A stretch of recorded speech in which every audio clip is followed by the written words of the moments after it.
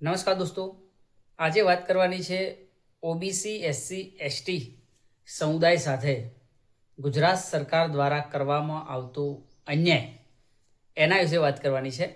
એ પહેલાં આપણે વાત કરીએ તો 1947ની અંદર 15 ઓગસ્ટ 1947ની અંદર આપણો દેશ આઝાદ થયો અને 26 જાન્યુઆરી 1950ના રોજ આપણા દેશનું બંધારણ ઘડાયું, બંધારણ અમલમાં આવ્યું.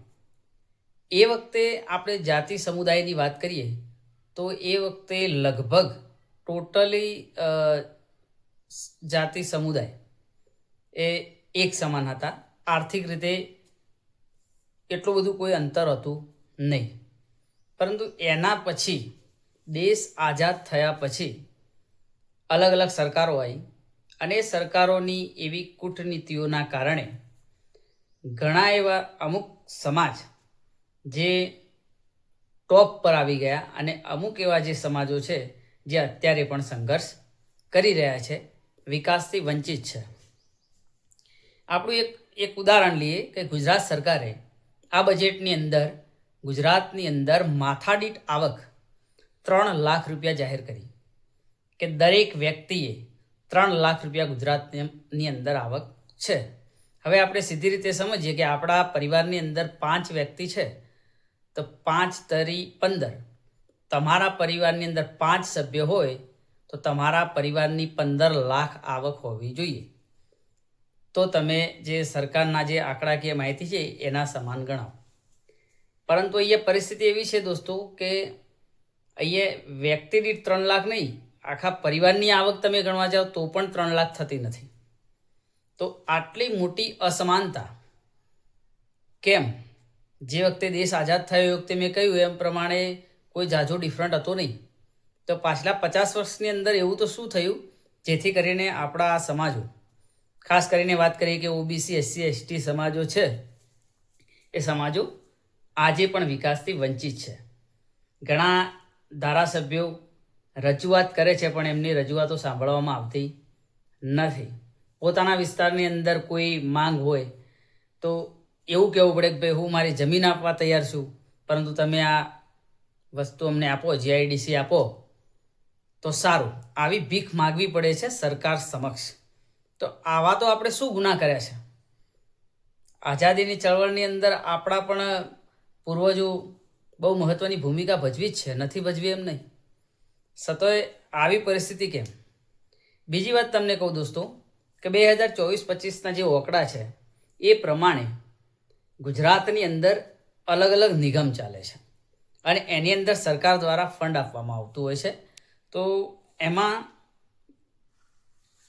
અલગ અલગ જે ફંડની વાત, જે નિગમોની વાત કરીએ તો ગોપાલક નિગમ છે, પછી વાત કરીએ આપણે વિચરતી વિમુક્ત જાતિ વિકાસ નિગમ, પછી દિવ્યાંગ નાણાં અને વિકાસ નિગમ, ઠાકોર અને કોળી વિકાસ નિગમ, પછી ઈડબ્લ્યુએસ જે હમણાં જ નવું બન્યું છે, ત્યારબાદ આંબેડકર અંત્યોદય વિકાસ નિગમ.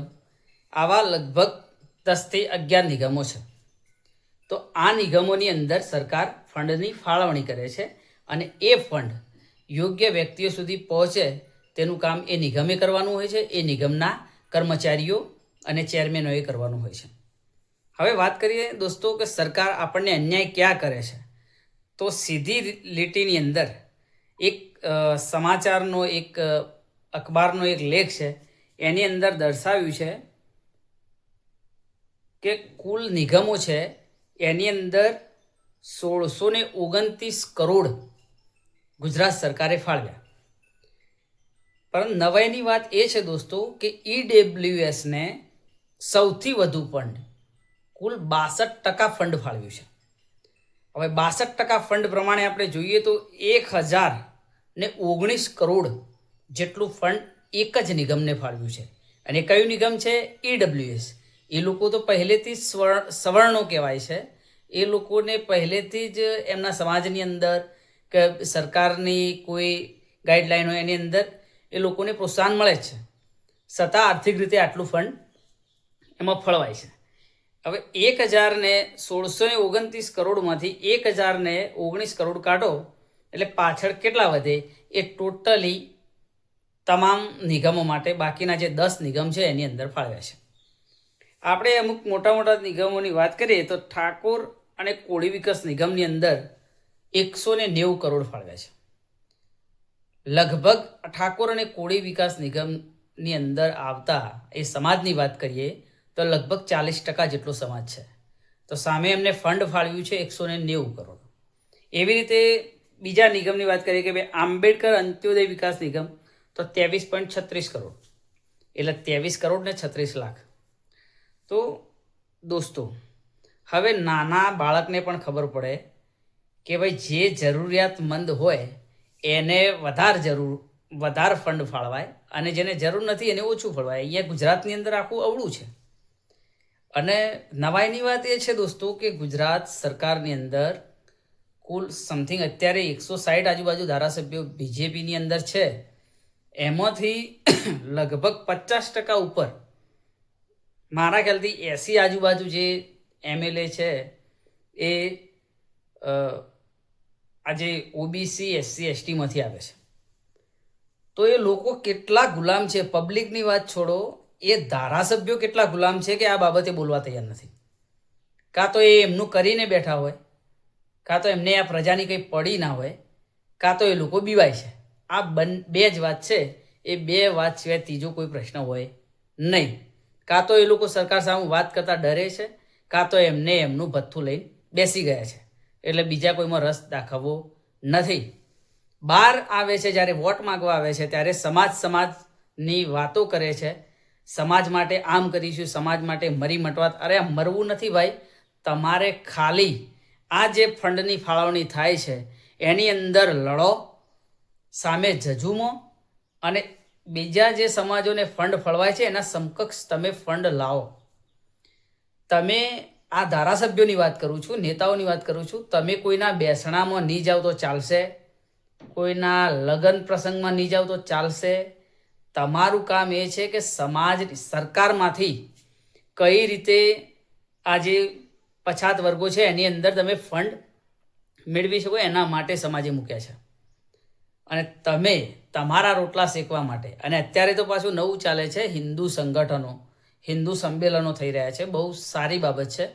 હું પણ એક હિન્દુ છું, મને પણ ગર્વ હોય કે ભાઈ હિન્દુ હોવાના નાતે આવું કોઈ સંમેલન હોય તો એની અંદર જવું, ભાગ લેવો, બધું જ નો ડાઉટ જરૂરી છે.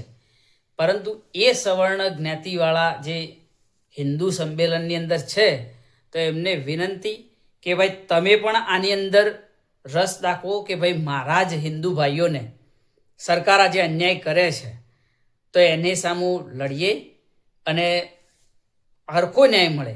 5 જણા જમવા બેઠા હોય એમાં એકને 2 રોટલા આપી દેવાના, એકને 1 આપવાનું, એકને અડધું જ આપવાનું. એનું શરીર નહીં જોવાનું, એ કેટલું ખાય છે નહીં જોવાનું. ભલે ધરાયેલો રહ્યો છતાં એને 2 આપી જ દેવાના. લે ભાઈ તાર ખાવા હોય તો ખા, ના ખાવા હોય તો ઘેર લઈ જા, ગમે તે ઘર. આ જે સિસ્ટમ સરકારે અપનાવી છે એ એકદમ ખોટી છે.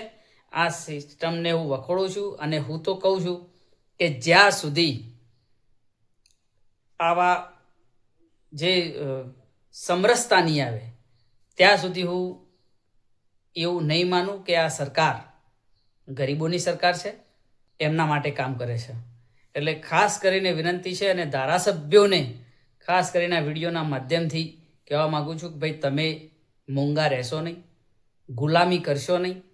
ગુલામી આપણા બાપ દાદાઓએ કરી એ અંગ્રેજોની કરી. એના પછી આપણા બાપ દાદાઓ લડી અને આઝાદી મેળવી છે. અત્યારે આપણે આઝાદ છીએ.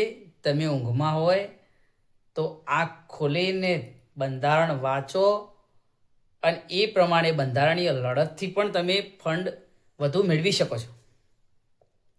એટલે વિડીયો થોડો લોંગ થાય છે, પરંતુ આ જે અંદરની જે વાત હતી દોસ્તો અને જે ઓકળાકીય માહિતી હતી તમારી સમક્ષ રજૂ કરી છે. આ સરકાર કેટલો ભેદભાવ કરે છે એ તમારી સમક્ષ મેં રજૂ કર્યું છે. હવે તમારે વિચારવાનું છે કે આપણે ઝંડા ઉપાડીને ફરવું છે કે પછી આ હકની લડાઈની અંદર ભાગ લેવો છે. એ તમારે નક્કી કરવાનું છે. અસ્તુ. જય હિન્દ, જય ભારત.